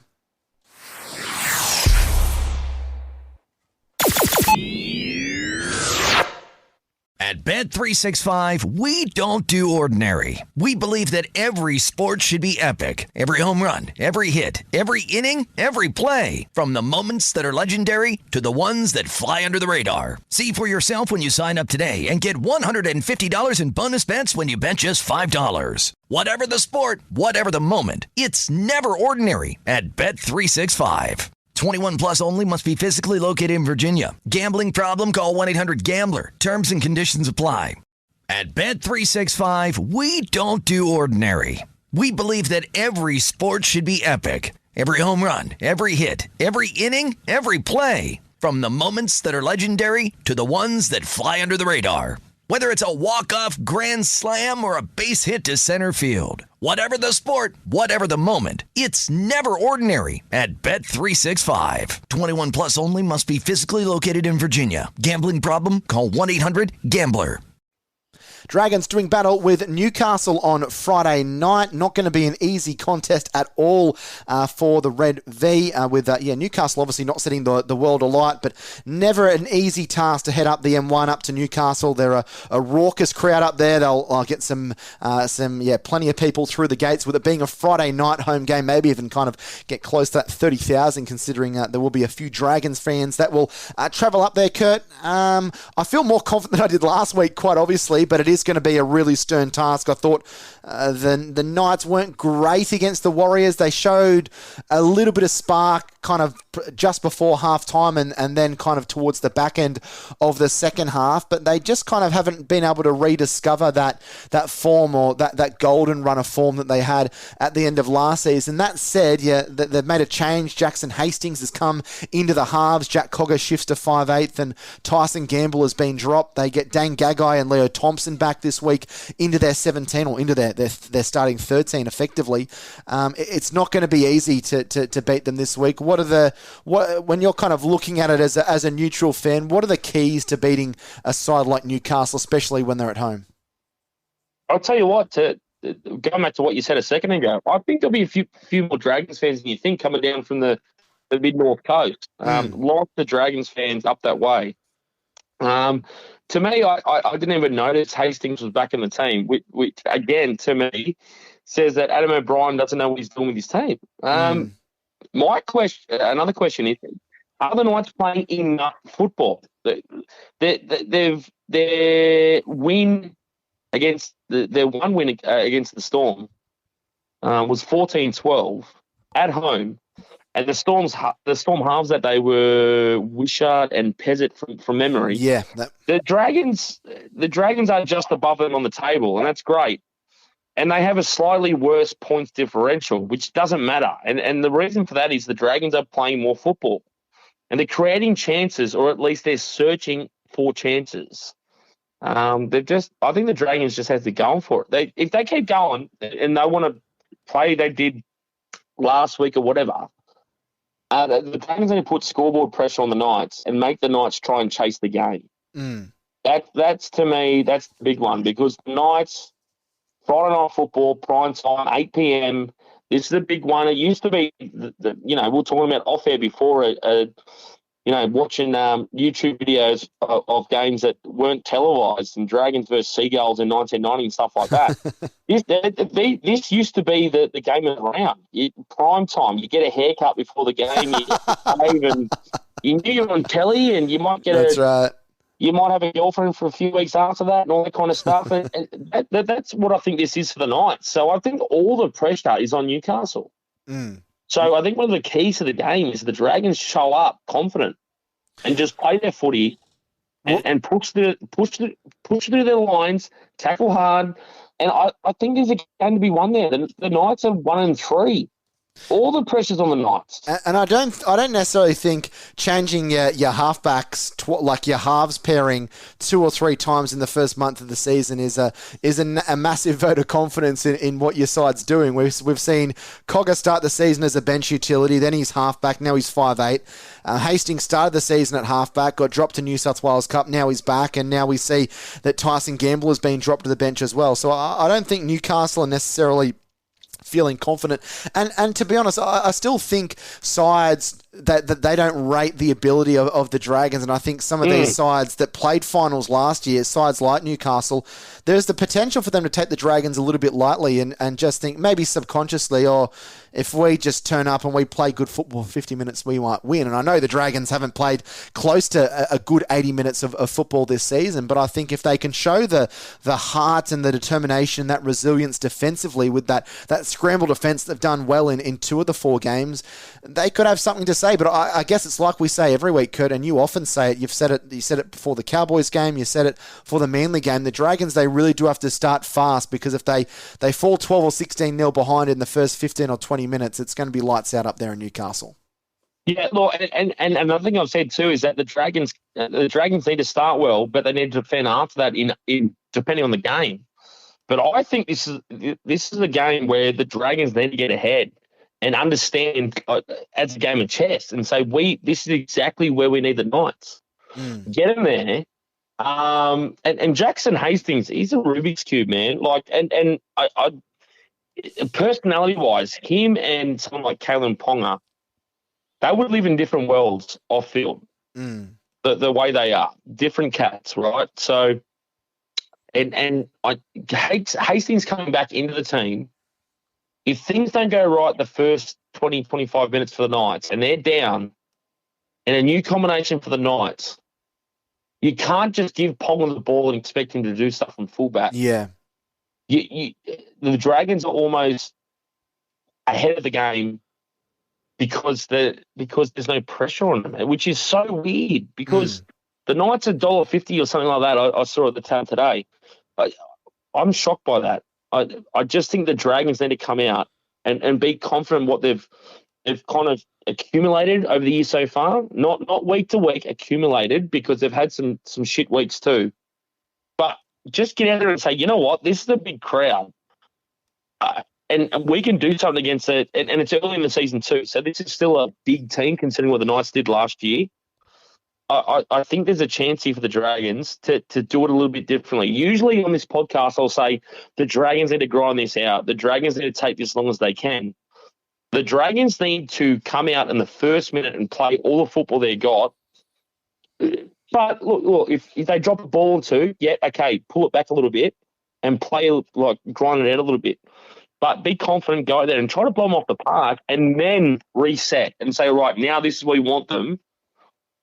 This is game plan 2. This is what I have to do for the rest of the game. I'd love to see what the Knights.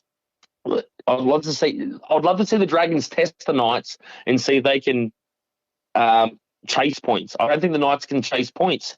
They haven't scored enough points this year for me to say they can do that, even with Ponga.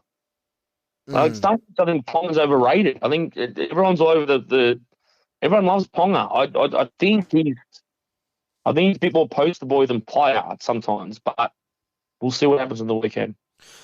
I'm probably a bit more worried about Ponga than you are. I've just seen in the past where the Dragons have struggled to shut down quality playmakers, especially players with speed, because I don't think the Dragons have a lot of speed, whether it's kind of slow footwork from their front man or whether it's the players out wide, especially with the Bird and Sully not noted for being quick players. Lomax isn't quick either. If Ponga's having an on day and he's looking quality, how do you try and slow him down? Can the Dragons take some lessons or a little bit of solace from slowing down Trbojevic last week? Alan Ponga's going to get his touches no matter what. It comes down to it comes down to the chances the Dragons give him. So if the Dragons don't do their work in the guts, up the middle third, that opens up second phase play and releases the Knights through the middle and gives Ponga open field opportunities against scrambling defence, players trying to get back into position, stuff like that.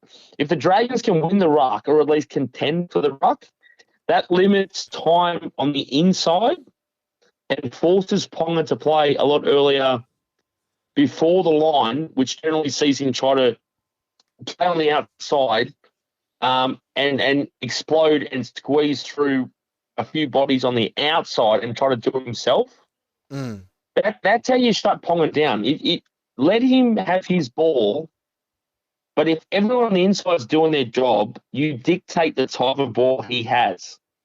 You can almost dictate what lines you run as well. And if you do that, if you target that and target other players in the Knights team, then you almost know what Dragons players need to be on their toes for the rest of the game, which will be the outside backs, the centers, or the second rowers who defend in lines, in rows up and down the field. Don't think north and south like you watch on telly. Think down the field, north and south. They defend in packs. So the more you can squeeze Ponga to the outside and the more he tries to run himself, he might get through once or twice. Doesn't mean he's going to score, but if you can squeeze him to the outside, that is much less dangerous to the Dragons than not winning the middle. So you win the middle, Ponga has to play outside. That makes him less dangerous. What are you thinking about the forward battle? Leo Thompson comes back. I've been quite impressed with him over the last couple of years. They probably don't have any forwards kind of in that upper echelon. They don't have a David Fafita or a Tina Fasolamala-Awi or a Payne Haas or Isaiah Yeo, players like that. But I feel like they've got some kind of really consistent guys. The Saifiti brothers have been good for a long time. Leo Thompson adds some big impact from the opening whistle. Tyson Frizzell, a former Dragon, we don't need to really even mention his name. We know how dangerous he can be. What do you see out of the forward pack, and are you worried about the bodies that the Knights have compared to who the Dragons are going to have if, for argument's sake, Hame isn't in that 17 for the Red V? I think the Knights pack is very manageable. Knights so far to me, and I've said this about this year, they are very up and down. I think they've had a really slow start to 2024. And like I said, and I think the Raiders in round one, and the Raiders have been really good after a month, but we didn't know the Raiders were going to be good in round one. I thought the Raiders were going to be down at the end of the, outside the 8. And the Raiders absolutely outmuscled, out-enthused, outplayed them, pulled their pants down. And I think the Knights have been reading their own media a little bit too much. I think the Knights have still got a bit of a hangover there. I think the Dragons pack should be, smelling some salt and getting out there. I'm not to me, as a neutral, and I'm looking at the Dragons, I'm saying, why can't you match these guys? And it goes back to the last question. Match them, at least match in the ruck. If you match them in the ruck, Ponga can't go through the middle. The halves, the hooker can't go through the middle. And then then you're forcing the Knights to go sideways. So, yeah. To answer your question, I think it's very, very it's a very competitive four-pack, both sides. Yeah, I think it's going to be a good battle. I think I don't think it's going to be a blowout. I'm gonna be positive. I'm going to tip the Dragons. I'd love to see, and I think, and we don't really speak about it too much, but I think the Dragons have kind of shown a little bit of firepower. We kind of talk about the defensive resolve. We talk about the scramble. We talk of them trying to be gritty and determined. But I think with Sloan finishing off some of the backline moves, like Sully out there, Lomax, Hunt has the ability to break through the line. Look what they did against the Cowboys in the first kind of 25, 30 minutes. And even that try that Hunt sent, where he sent Sloan back on the inside off the banana type kick to score to effectively wrap up the game. I think the Dragons have enough firepower to worry Newcastle. And honestly, I think Newcastle, I think they come into this game and they're looking in the rear vision mirror. They're 1-3. You fall to 1-4. You can go and look up the Fox Sports Lab website and start looking at rugbyleaguetables.com and all these other websites, and the stats are not great if you lose 4 out of your first 5, and there's no easy games in this competition. So I think the pressure's on Newcastle, and I hope that the Dragons just come out a united front and try and build off what they did on Saturday night, and hopefully when we do the podcast next Tuesday evening, record next Tuesday evening, we're talking about a win against the Newcastle Knights. But it should be a cracker, and great to see the Dragons getting a primetime slot. We don't get many of those this year, but good to have an 8 o'clock Friday night kickoff there against the Newcastle Knights. Before we take a break and jump into your fans' corner questions to finish, a quick wrap of the lower grades with the Dragons and the Steelers. It's a little bit shorter this week, mainly due to the fact that the SG ball season is completely finished, along with the Harold Matts Cup and the women's junior reps competition. So when it was the SG Ball on the weekend, Illawarra beat the Bears by 38 points to 12. They qualified for the finals. They take on the Knights. Now, the New South Wales Rugby League haven't released the fixtures as of yet, but it's looking like that match will be played, elimination final match, will be played at either Leichhardt or Jubilee. I believe the winner of that takes on St George, who finished the regular season in second and get the week off. But in regards to the results last week, the Steelers qualified for the finals. They won 38 to 12. Hayden Buchanan, very, very good with a double. Meanwhile, for the Dragons, they were red hot. Back-to-back weeks where they've scored in excess of 50 points. They destroyed the New Zealand Warriors over there in Auckland by 54 points to 18. Shadi Hamoud had a day out, 9 goals and a try for 22 points. Jacob Halangahu bagged a double, as did Tyler Peckham-Harris. Hamoud, Clark, Tikanau, Fagalilo, and Jesse Williams all scored tries in that big victory for the Dragons. So that, with the big for and against victory, was enough to see them into second place and at the very least into a grand final qualifier in a couple of weeks' time. So we'll take on either Illawarra or Newcastle there. With the Harold Matthews Cup, both St George and Illawarra, they didn't make finals, so they finished their seasons after in the preliminary rounds of things. But if we jump across to what's been happening in the Lisa Fiola Cup and also the Tasha Gale Cup. Unfortunately for the Dragons, it was an afternoon forget. They lost 98-0 against Canterbury on the weekend, and I definitely think there's some conversations that need to be had there about whether St George should be fielding a side when there's such lopsided scores like that. This is in the under-17 competition. Illawarra, though, they did win by 38 points to 14 against the Cronulla Sharks, and then Illawarra did the double over Cronulla when they played in the Tasha Gale Cup, the women's under-19 competition, with the Steelers big winners by 38 points to 4. Bostock was superb for the Steelers there as they wrapped up the minor premiership there. So both Steelers sides in the Lisa Fiola Cup and also the Tasha Gale Cup, I believe, will be getting the first week of the semi-finals off. In the Lisa Fiola Cup, the Steelers finished second with a 7 wins, a loss, and a bye there. So they finish inside the semi-final places. They get the week off, as do the Tashkal Cup side that won the minor premiership as well. So congratulations to those sides. 3 Steelers sides into the finals, 1 St George side into the finals, and definitely a big chance for some silverware to be taken out by the respective sides there in the junior reps competition. When it comes to the lower grades, it was a big win on the weekend for the Dragons in the New South Wales Cup. They beat the Blacktown Workers Seagulls by 38 points to 10. Christian Christian Tuipulotu was superb with 4 tries. I thought Toby Couchman was very good up front. Ben Murdoch-Masila gave them some starch through the middle, and Savili Tamale showed some class. So they'll be looking to back it up. They take on Newcastle again. It's just so bizarre the way the competition is structured. I commentated them taking on Newcastle 3 weeks ago, I think it was, 2 or 3 weeks ago, and now they play them again. It's going to be the curtain raiser on Friday Night Football, 5:45 kickoff up there at McDonald Jones Stadium against the Knights, who currently struggling in 12th, the Dragons in 3rd. They'll be looking to continue their good form that has served them well in recent weeks. Might be some changes to the side depending on some of those players on the extended bench in first grade, but currently the side looks like this. Matt Fierney at fullback, Sione Finau and Christian Tuipulotu, who scored 4 tries last weekend on the wing, Max Fierney and Savelia Tamale, the centres, Josh Ralph and Jonah Glover in the halves, Alec Tuivasa and Toby Couchman up front, Tom Freebound again named to start in the hooker role. We didn't see Connor Mulhausen in first grade or reserve grade, so I wonder if he does slot into that role if he's not selected for first grade. Back row of Dylan Egan, Dan Russell and Villian Fafita, who was very good last weekend as well. And the bench now, Harley Finney, 14, Josh Corrick, 16, Levi Pascoe, 19, and Ben Murdoch-Masila in jersey number 22.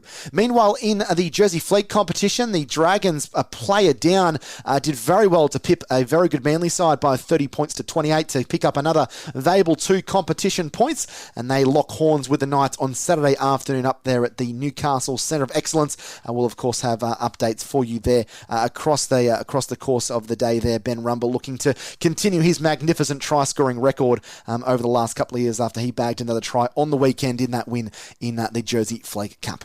That does wrap up all of the latest lower grades and junior reps here on the Red V podcast. We're going to take one more break and then jump into your Fans Corner questions to finish off the podcast. Time to wrap everything up here on the podcast by taking a look at your Fans Corner questions for this week. A big thanks to everyone that has sent through their questions. We've got some cracking ones yet again and looking forward to diving into them for this week. The first question comes from FXBB Down Under, who sent us an email at redvpodcast@gmail.com. He said, "Hey boys, great gritty win on the weekend. Not a win we would have got in previous years, in my opinion. With Zach's contract being terminated after this season and Taruva being linked to us, do we perhaps look internally for once? Both Sione Finau and Savelia Tamale both had great 2023 seasons and have continued to progress and improve this year. That $800,000 free next year surely could be used in a better way in the front row position, with perhaps the look at securing a halves partner for Flano Jr. after Hunt retires/leaves. That's what I want to see happen, Kurt. I think I've waxed lyrical about some of the players in the lower grades for the Dragons, but I guess it's all about who becomes available, and if there is a Taruva available and he's interested in coming to the Dragons, then you're going to jump at that opportunity. But it's quite apparent the Dragons need help at number 7, at number 9, the middle forward rotation as well, and maybe even some depth in the fullback role as well. So yeah, I guess that's the $800,000 question at the moment is opening up the funds to try and lure some of those players and improve the roster. And I guess Shane Flanagan knows better than anyone about what he has to do to get that right, Kurt. Yeah, and if you look at the Sharks team that won the Flanagan, the premiership for Flanagan in 2016, it came from the forwards. So obviously money needs to be spent there. Taruva at 800, absolutely no way. So I think we've answered that question, but I did not hear a score prediction from you, Jack. Okay, let's think. I'm going to go the Dragons by 2, and I'm going to say 26-24. I'm going to say they have a decent lead heading into the last 6 or 7 minutes, and then Ponga will stand up and contribute, and they might get a couple of late tries. So I'm going to say it's going to be 26-12 with 8 or 9 minutes to go. A couple of late tries, and the Red V fans have a heart attack to hold on 26-24. I'm going to go heart attack as well. Dragons 17-16. Oh, how good would that be after the Tigers 17-16 win last week? Yeah, nice. I didn't even think maybe that was in my subconscious. But yeah, good question. But yeah, I think the answer is you need to build your forward pack and then span out there from the outside. So. A good question from Trent Moffat. We kind of spoke about it a little bit earlier, Kurt, in regards to Blake Lawrie. He said, "Hey boys, good to get a win on the weekend. What's your thoughts on Lawrie? Just watching the game the other day, most of the forwards were rushing back to get onside, and whenever he was in the shot, appeared slow to get up and get back onside." And we kind of said, well, maybe he has been dropped to the bench for that. Maybe it's for impact, but I thought that was one game where he kind of struggled to have a bit of an impact. And you look through his record, he certainly tries hard, but averaging this season 12 runs for roughly 90 metres is not enough from your middle forward. And I think last year the Fox Sports Lab there was some stats saying that I think he had the most runs or hit ups of less than 8 metres of any prop in the competition, or any prop that had played regular kind of 30 to 35 minute stints. So it's something I know when I went to the members forum, he was talking about the front row, Flanagan, and he was saying that Blake Lawrie and Jack DeBellin and a few others were not the kind of guys that were going to really bully the opposition and really kind of lay a massive platform for you. And I think that's becoming quite apparent that maybe the bench spot might be the best spot for him in a 25 to 35 minute little stint, Kurt. Play on. Okay, very good. Anonymous 98 has said, after the opening 4 rounds, who do you boys think is our MVP so far? Kurt, I'm going to go maybe a bit of a controversial one. I'm going to say Kyle Flanagan. I think he's been immense. I don't think there's been enough attention put on him. I think he's been really sound defensively. We've had a couple of 5'8s whose defence hasn't been great, have bounced off tackles and made poor reads, which has opened up gaps for other sides. And I understand we are 2-2, but I think Kyle Flanagan's been good. He's scored a couple of solo tries in good performances, good attacking performances. I think his combination with Hunt has been good, and I think he's playing his role perfectly. He's not trying to overplay his hand. I think he's just played some really smart footy. So yeah, maybe a bit of a controversial take, but he's my MVP so far through the first 4 weeks. I struggled because I don't think there's one player that's kind of, and Kyle, I thought about Kyle for a second. I'd go Eisenhuth. Yep. That's a good call. Just a big bugger that's just trying his guts out. So, again, don't want to steal a fan corner question from later, but Lomax had some moments and Sloane's had some good moments, but I think Dragons fans need more than some big moments. I think they need good chunks of months. Like I'm talking like Sloane, 2 months of legitimate, ripping the competition apart stuff. That's what the Dragons want to hear.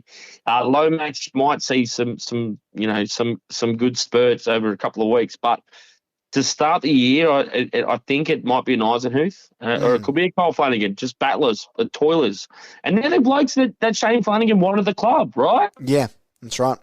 So, and look, I think Jacob Little's a bit knocked up as well, fitness-wise and concussion and stuff. So, get him fit, get him all right.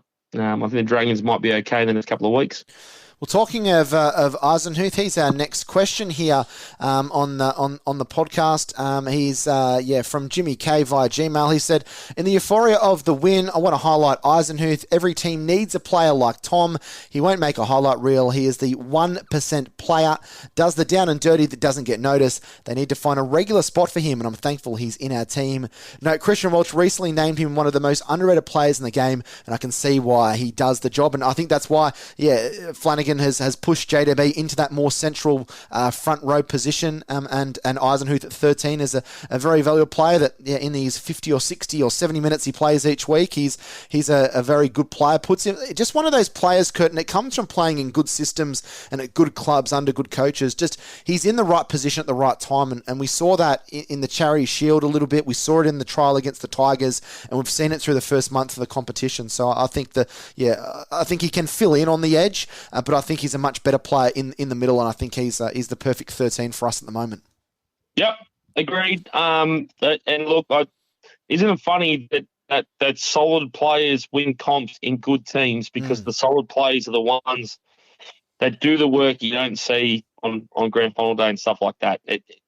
He's the guy. They're the guys you want at your team. And look, maybe in 3 or 4 years, fingers crossed, I'm still on the podcast with you, Jake, but if we're talking about the Dragons winning a comp in 4 years, we're talking about guys on grand final day that might be retired or playing reserve grade. And we're talking about Tom Eisenhuth and the work he did to get the Dragons through those bad days. That's right. And you know what I mean? Like, and Shane Flanagan will talk about those blokes. That's what Flanagan's looking for. So this is the embryos. This is Jurassic Park when that little dinosaur's kicking through the, you know what I mean? Yeah. You know, yeah. Unfortunately, folks, we've had to call the podcast there. We had a few technical issues that cut off the last 5 minutes of the podcast. But apart from answering a question and revealing Mark Kokas as the Who Am I this week, you didn't miss out on too much. So thankfully, the episode didn't cut out a little bit earlier. Just dealing with a few little gremlins in the system tonight. But hopefully next week, no such issues, and talking about a St. George Illawarra victory against Newcastle. How good would that be? On behalf of my co-host, Curtis Woodward, I've been Jack Clifton. Let's go those Mighty Dragons. Sports Social Podcast Network.